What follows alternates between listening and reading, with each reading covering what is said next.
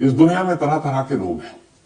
उन्हीं लोगों में से एक शख्स था जिसका शौक फोटोग्राफी थी, लेकिन फोटोग्राफी की जो शौक थी उसके साथ साथ एक और शौक था, और वो शौक था दुनिया भर के खजाने को ढूंढना।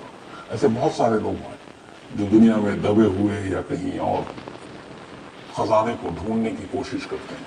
बहुत बार खजाना मिलता भी है, इस पर कई फिल्में भी बन चुकी हैं। लेकिन ये जो शख्स था, खजाना ढूंढने की काफी इसने कोशिश की, इतिहास के पन्नों के जरिए, कामयाबी मिली नहीं। धीरे धीरे वक्त बीता, फिर उसे लगा कि कहां खजानों के चक्कर में पड़ा हुआ हूं, खजाने तो मिलेंगे नहीं। तो जहां सबको पता है कि कई ऐसी जगह है इस दुनिया में जहां पे खजाना रखा रहता है, तो उन गड़े या दबे खजाने को ढूंढकर अपना वक्त जाया करने की बजाय क्यों ना उन खजानों के बारे में बात की जाए जो हम सबको पता है कहां रखा होता है। अब इसने फिर धीरे धीरे सोचना शुरू किया, और तभी इसे ख्याल आया, एक ऐसा खजाना जो हर एक की आंखों के सामने होता है लेकिन कोई वहां तक पहुंच नहीं पाता, तो क्यों ना उस खजाने पर हाथ मारा जाए। और वो खजाना था एक बैंक में। अब उसने जब ये दिमाग में ख्याल आया, तो इसके बाद उसने उसके ऊपर काफी रिसर्च किया। रिसर्च करने के बाद अब उसने तय किया कि इस बैंक में रखे हुए पैसों को लूटा जाए, क्योंकि मेरे लिए यही खजाना है, और साथ ही अपनी होशियारी अक्लमंदी दिखाने का भी यही जरिया है। इसके बाद उसने एक बैंक को चुना, और यहीं से कहानी शुरू होती है। ये कहानी है फ्रांस के शहर नीस की। उस वक्त दुनिया के चुनिंदा ऐसे बैंक थे जिनकी मजबूती, जिनकी सुरक्षा की मिसालें दिया जाती थी। तो इस बैंक का नाम था सोसाइटी जनरल।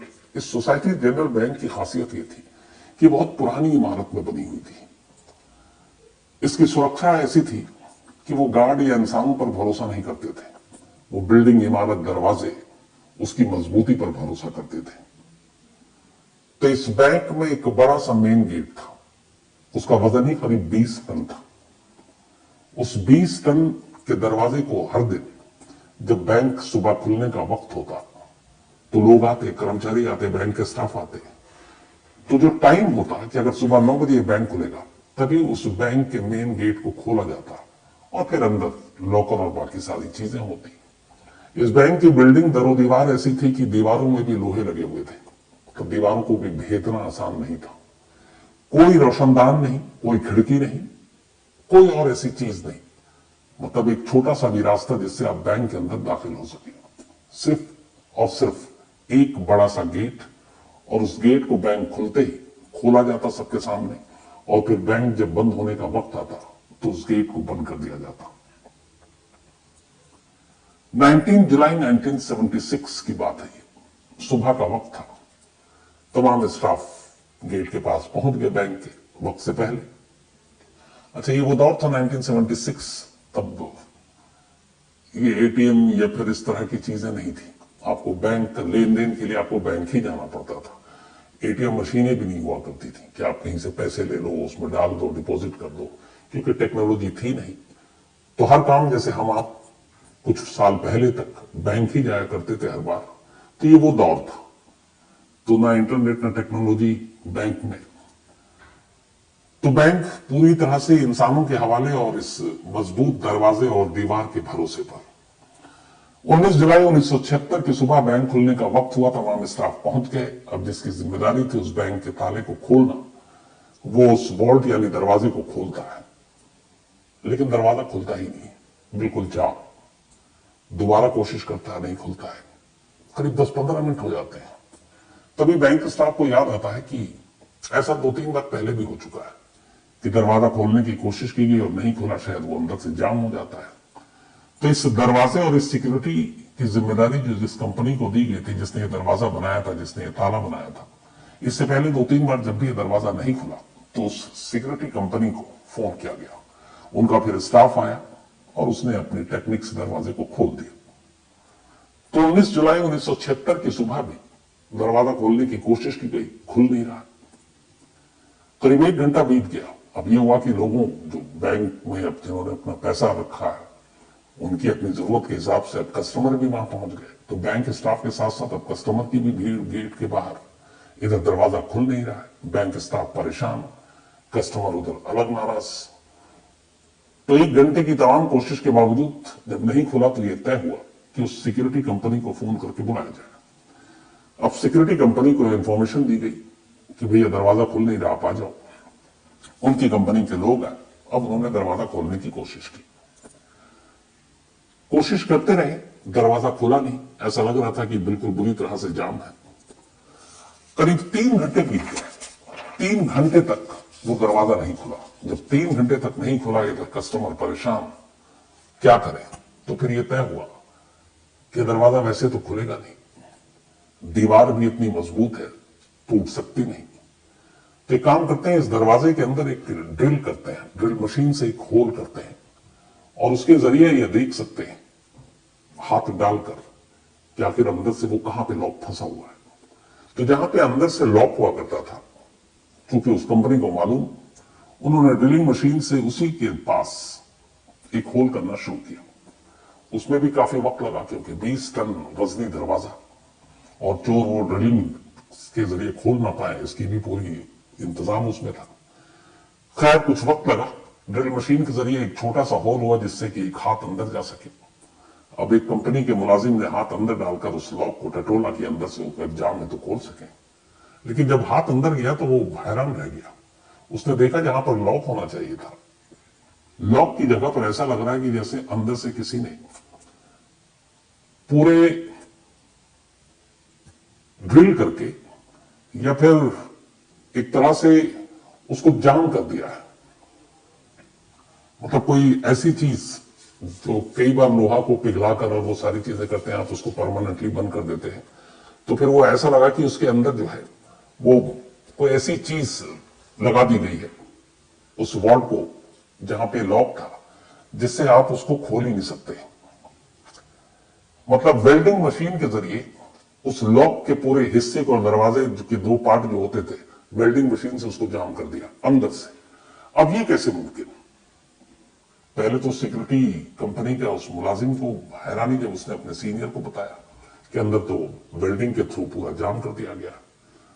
तब बदहवास लोगों ने चारों तरफ देखना शुरू किया, बैंक की दीवारों को, पूरी दीवार सलामत, छत सलामत। तो कौन ऐसा शख्स हो सकता है जो अंदर से वेल्डिंग के जरिए पूरे दरवाजे को लॉक कर दे? और जिसने लॉक किया फिर वो अंदर ही होना चाहिए, बाहर आने का कोई दूसरा रास्ता तो है नहीं। लेकिन अभी उससे पहले मुश्किल ये थी कि चलो किसी ने लॉक किया, पहले अंदर तो दाखिल हो ताकि वहां का मंजर देखें। अब ये हुआ कि इतना बड़ा होल जिससे एक आदमी कम से कम अंदर दाखिल हो, वहां पे कहां पे किया जाए? दरवाजे के साथ बहुत वक्त लगता, इधर लोगों की भीड़ बढ़ती जा रही थी। आखिरकार तय हुआ कि एक दीवार के पास वेल्डिंग मशीन से एक इतना बड़ा सुराख किया जाए कि एक आदमी एक बार में आसानी से अंदर दाखिल हो सके। अब उस दीवार में होल करना शुरू किया गया। आखिरकार दीवार में होल किया गया, पहला शख्स अंदर गया। जब वो अंदर गया तो वो अंदर चीख पड़ा। उसने देखा कि अंदर सारे लॉकर टूटे पड़े हुए हैं, सारी तिजोरी गायब, उसके अंदर का रखा हुआ माल गायब। अब धीरे धीरे करके बाकी लोग अंदर गए। अंदर जाने के बाद अब उस वेल्डिंग, जब दरवाजे को देखा अंदर से, तो वेल्डिंग मशीन के जरिए बाकी उस पूरे दरवाजे के लॉक और सिस्टम को इस तरह से बंद कर दिया गया था कि आप दरवाजा खोल ही नहीं सकते थे, और इसीलिए बाहर से दरवाजा खुल नहीं रहा था। अब फिर उस वेल्डिंग जो किया गया था उसको तोड़ा गया, हटाया गया, तब दरवाजा खुला। अब अंदर जब उन्होंने देखा कि सारी चीजें लुट गई हैं, और फिर उनकी नजर पड़ी बैंक के अंदर। अंदर कोई शख्स नहीं, एक गड्ढे पे बहुत बड़े। अब उन्होंने उस गड्ढे को देखा तो लगा ये कुछ सुरंग टाइप। अब यहां से पुलिस की एंट्री होती है, फौरन पुलिस को खबर दी जाती है, पुलिस पहुंचती है, पुलिस बैंक का मुआयना करती है।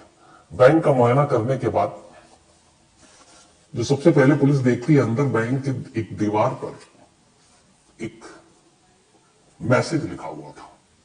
शायद जिसने बैंक पर हाथ साफ किया था उसने जाते जाते ये मैसेज लिखा था।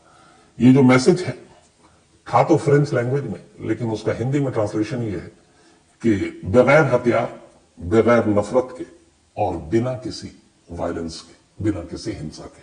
तो बगैर हथियार, बिना नफरत और बिना किसी हिंसा के बैंक लूट लिया। अब इससे क्लियर हो गया कि यह बैंक रॉबरी का मामला है। तो ये बैंक की चोरी 900 करोड़ की, लेकिन एक 100 करोड़ बैंक हाइस्ट, 100 करोड़ रुपए की चोरी। कैसे हुई ये चोरी? कुकू एफएम के ऑडियो बुक में ऑडियो बुक में आप जाकर ये पूरी कहानी इंटरेस्टिंग सुन सकते हैं कि आखिरकार 100 करोड़ रुपए चुराने के लिए क्या क्या किया होगा। तो डिटेल में ये कहानी कोको एफएम के ऑडियो बुक पर है, 100 crore bank heist. Kuku FM देश का बेस्ट ऑडियो शो प्लेटफॉर्म है जिसके 15 लाख से ज्यादा एक्टिव हिंदी पेड सब्सक्राइबर हैं और यहाँ हर महीने 4200 घंटे के कंटेंट्स के साथ ये लगातार बढ़ रहा है। कोको एफएम ऐप पर 10,000 से ज्यादा ऑडियो बुक हैं जिसे आप कहीं भी कभी भी सुन सकते हैं, हिंदी में सुन सकते हैं। इसमें biography, business, crime, entertainment, politics तमाम बुक हैं। क्राइम तक फैमिली के लिए इस वक्त एक खास ऑफर है। कोको एफएम ऐप के पहले महीने के सब्सक्रिप्शन पर पूरी क्राइम तक फैमिली के लिए 50% डिस्काउंट है, यानी पहले महीने के लिए सिर्फ 49 रुपए में आपको 10,000 ऑडियो बुक का ऐसा खजाना मिलेगा जिसे आप जहां चाहें सुन सकते हैं और अपना ज्ञान बढ़ा सकते हैं। इस वक्त आप अपनी स्क्रीन पर एक QR कोड देख रहे हैं, इसे स्कैन करके direct Kuku FM app download कर सकते हैं। और इसके अलावा क्राइम तक फैमिली के लिए नीचे दिए गए डिस्क्रिप्शन बॉक्स में लिंक को क्लिक करें और कूपन कोड CRIME50 लगाएं, जिससे पूरी फैमिली को 50% डिस्काउंट के साथ 99 रुपए का सब्सक्रिप्शन सिर्फ 49 रुपए में मिलेगा। पुलिस ने मामले की तफ्तीश की। अब उस सुरंग को पे जब नजर पड़ी पुलिस की टीम की, तो उस सुरंग में मजबूरी थी किसी को उतार कर देखना कि इसका दूसरा सिरा कहां जाकर खुलता है। खैर पुलिस की टीम जो है सुरंग में उतरी। सुरंग में अंधेरा। अब वो अंधेरे में चलते गए। चलते चलते जब वो सुरंग के दूसरी तरफ निकले तो पता चला कि वो उस शहर के एक अंडरग्राउंड सीवरेज होती है उसकी लाइन थी और वो शहर के एक खास जगह पे सीवर के पास से बाहर निकले।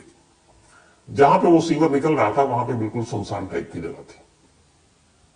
तो अब बैंक से इस सीवर के बाहर पुलिस की टीम निकली तो ये अंदाजा हो गया कि जो बैंक के लुटेरे थे उन्होंने सुरंग खोदी, इस सीवरेज लाइन के थ्रू बैंक तक पहुंचे, बैंक को लूटा और इसी रास्ते से वापस चले गए। अब ये क्लियर हो गया कि मामला बैंक रॉबरी का। अब पुलिस को बैंक के अंदर से भी कुछ चीजें मिली, सुरंग के अंदर से भी कुछ चीजें मिली, बैंक के अंदर से उन्हें बहुत सारे खाने पीने की चीजें मिली, कुछ खाई हुई, कुछ आधी खाई हुई। उन्हें लगा कि जो भी चोर था बड़ी तसल्ली से उसने खाना खाया क्योंकि खाने की मात्रा इतनी ज्यादा थी। इसके अलावा उनको 27 गैस सिलेंडर मिला जो शायद बैंक के जो अंदर के तिजोरियां थी उनको काटने के लिए इस्तेमाल किया गया था। वेल्डिंग टॉर्च जलाई थी। तो ये सारी चीजें इशारा कर रही थी कि ये पूरा मामला एक प्री प्लान चोरी का था। इतना ही नहीं, जिस सुरंग के जरिए सीवर के थ्रू पुलिस की टीम निकली तो वहां पे वेंटिलेशन मशीनें भी लगी हुई थी ताकि हवा जो है फ्रेश एयर वो ले सकें ताकि अंदर दम घुट न जाए। तो इतने सारे तामझाम के साथ शहर के एक सबसे सुरक्षित बैंक के अंदर एक चोर चोरी कर चुका था। अब हिसाब किताब लगाना शुरू किया गया। जब हिसाब किताब लगाना शुरू किया गया तो उस वक्त जो रिपोर्ट आई वो ये थी कि 20 मिलियन से भी ज्यादा, यानी कि डॉलर में अगर कहें तो 110 मिलियन डॉलर और इंडियन करेंसी में कहें तो करीब 900 करोड़ रुपए कैश और ज्वेलरी उस बैंक की तिजोरी से गायब हो गए थे जो अलग अलग लोगों के थे। 900 करोड़ ये उस वक्त की सबसे बड़ी चोरी थी। इस चोरी की खबर पूरी दुनिया की मीडिया में आई, फ्रंट पेज पे खबरें छपी और इस चोरी के तरीके पे लोग हैरान थे कि कैसे ये चोरी हुई। अब पुलिस के ऊपर, फ्रेंच पुलिस पर दबाव कि इस चोरी के केस को सुलझाएं। फ्रेंच पुलिस ने अपनी स्पेशल टीम बनाई, लोगों को लगाया। 3 महीने बीत गए। 3 महीने तक कोई जानकारी नहीं मिली। अब अक्टूबर का महीना आ गया, अक्टूबर 1976। पुलिस अब भी कोशिश कर रही है 900 करोड़ रुपए के चोरों को पकड़ने की और हाथ खाली है। 3 महीने के बाद अक्टूबर 1976 में एक लड़की अचानक एक पुलिस स्टेशन में पहुंचती है इसी नीस शहर के और वहां जाकर कहती है कि मुझे इस बैंक चोरी के बारे में जानकारी है। अब पुलिस को और क्या चाहिए? उसने कहा कौन क्या? वो एक शख्स का नाम बताती है, कहती है कि वो मेरा बॉयफ्रेंड है और मुझे कल ही पता चला उसकी बातचीत से उसके पास काफी अचानक पैसे आ गए कि उसने इस बैंक को लूटा है। तो मेरा एक शहरी के नाते फर्ज है कि पुलिस को इन्फॉर्म करूं। पुलिस ने उसको थैंक्स बोला और फिर उसका नाम पता हो लिया, सब जगह लिया और कुछ घंटे के बाद ही 3 महीने के बाद इस बैंक की चोरी का पहला चोर पुलिस के शिकंजे में था। अब पुलिस ने जब उसको पकड़ा, उससे पूछताछ की गई तो उसने अपने बाकी गैंग के लोगों के नाम बताने शुरू किए। जब सारे गैंग के लोगों को पकड़ लिया तो पुलिस हैरान थी, क्योंकि वो सारे छोटे मोटे चोर थे, छोटे मोटे गिरोह चलाते थे। पुलिस यकीन नहीं कर पा रही थी कि इतनी जबरदस्त प्लानिंग के साथ इतनी बड़ी बैंक की सुरक्षा को भेदते हुए उस बैंक से 900 करोड़ रुपए की लूट इन छोटे मोटे चोर उचक्कों का काम नहीं है। पुलिस अब उन सारे लोगों से बार बार पूछती रही। आखिरकार फिर उस गैंग के एक दो लोगों ने अपना मुंह खोला और उन्होंने कहा कि असल में हमारे इस गैंग का जो मास्टरमाइंड है इस चोरी का, वो कोई और है, और वो अभी हम में से नहीं है, पकड़ा नहीं गया। किसी ने भी अपने मास्टरमाइंड और इस गैंग के सरगना का नाम नहीं लिया था। उन दो लोगों ने ले लिया। नाम पता चला अल्बर्ट स्पाजियारी। अल्बर्ट स्पाजियारी इटली का रहने वाला था और ये पेशे से एक फोटोग्राफर था, और फोटोग्राफी के साथ साथ इसको गड़े और दबे खजाने को ढूंढने का शौक था। अब जब ये नाम पुलिस के सामने आया, पुलिस ने जाल बिछाया और आखिरकार अल्बर्ट स्पाजियारी भी अब उनके शिकंजे में आ गया। अब उससे पूछताछ शुरू हुई। जब पूछताछ शुरू हुई तब उसने बताया कि मैं दुनिया भर में बहुत सारे खजाने की तलाश में भटकता रहा, कामयाबी मिली नहीं। तब मैं इस शहर में आया और इस शहर में आने के बाद मैंने भी इस बैंक में अपना अकाउंट खुलाया, और इस अकाउंट को खुलवाने के बाद अब मुझे लगा कि खजाने के पीछे कहां इधर उधर भागते रहो, क्योंकि मुझे इस बैंक के बारे में असलियत पता चल गई थी कि इस बैंक में बहुत सारे पैसे हैं, यानी खजाने हैं। तो इसी सोसाइटी जनरल बैंक में मैंने अपना अकाउंट खुला लिया। अकाउंट खोलने के बाद अब मैं अक्सर बैंक आता और अब मैंने प्लानिंग करनी शुरू की।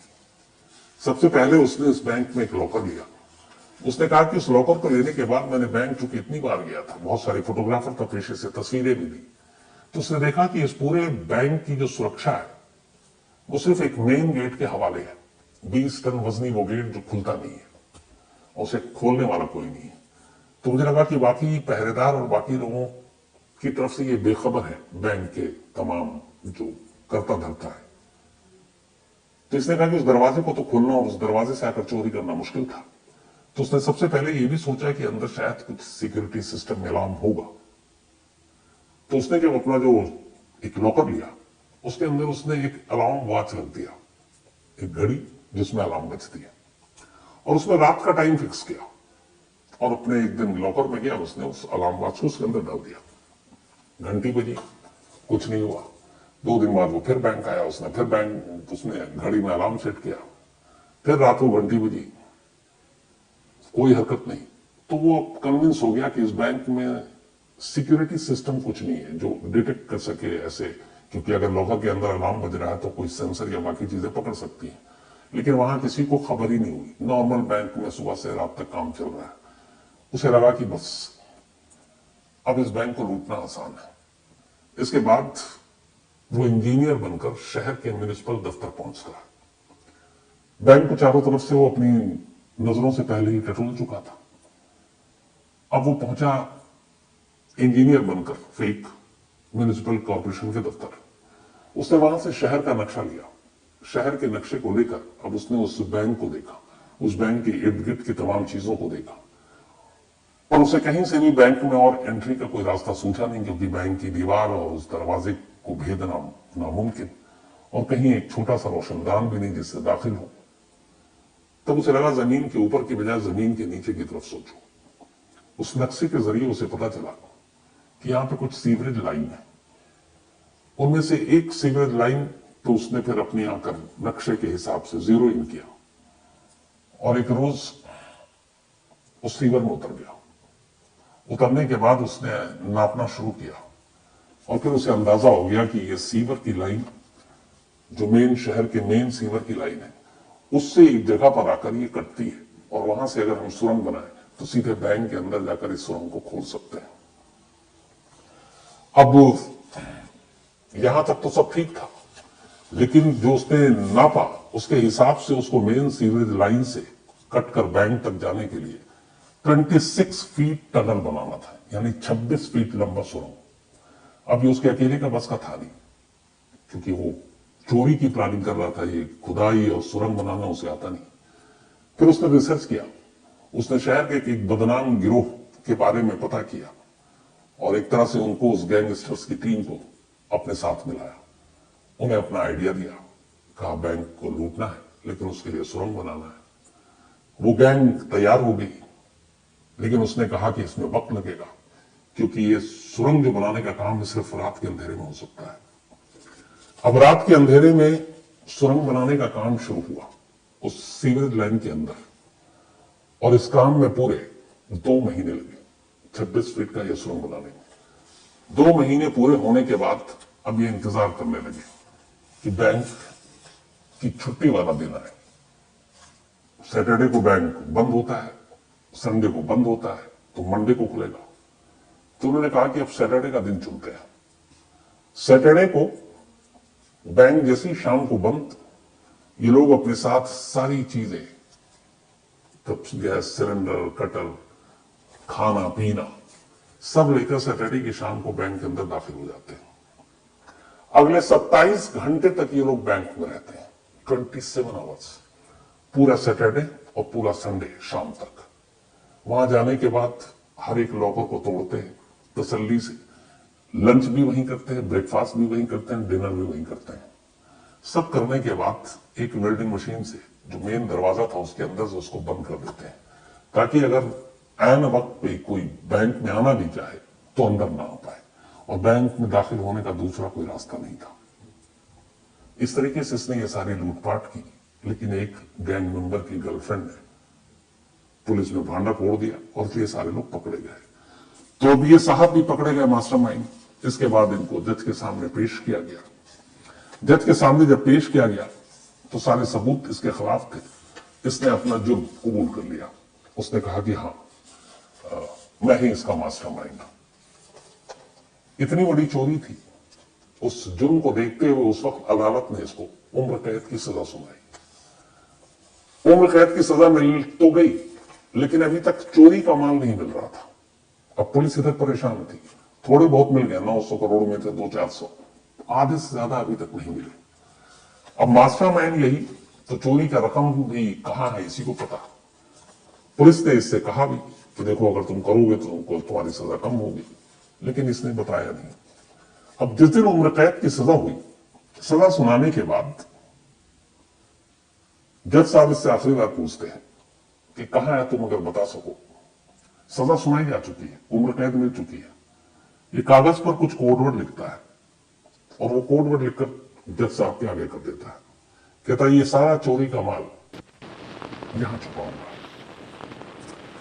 अब कहां छुपा हुआ है ये उसने कोडवर्ड में लिख कर दिया है।